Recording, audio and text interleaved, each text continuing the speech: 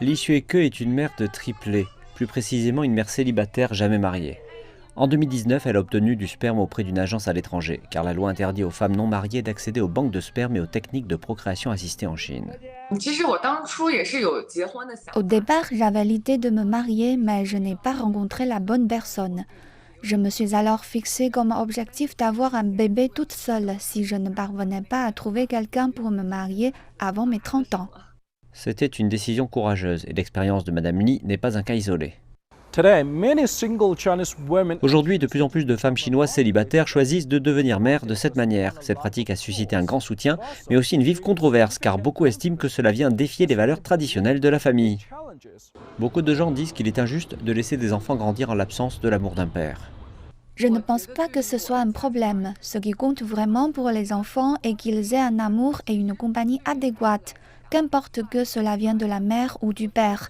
Il s'agit juste d'un environnement sain.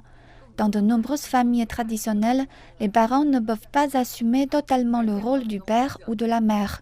Selon la loi chinoise sur le mariage, les enfants nés en dehors du mariage disposent des mêmes droits que ceux des couples mariés et sont protégés contre la discrimination.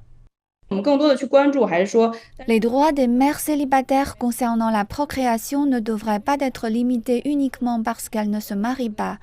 Elles devraient être traitées de façon identique aux femmes mariées. Dans certaines villes, les familles recevront même des aides matérielles si elles ont un troisième enfant. En fait, les mères célibataires ont besoin de plus de soutien.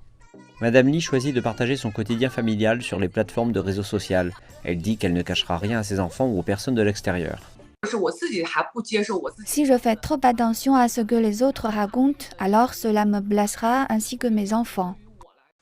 Madame Li estime qu'avec la baisse du taux de natalité en Chine, les mères célibataires gagneront une plus grande appréciation et un plus grand respect, dans une société plus ouverte à la diversité des choix des gens.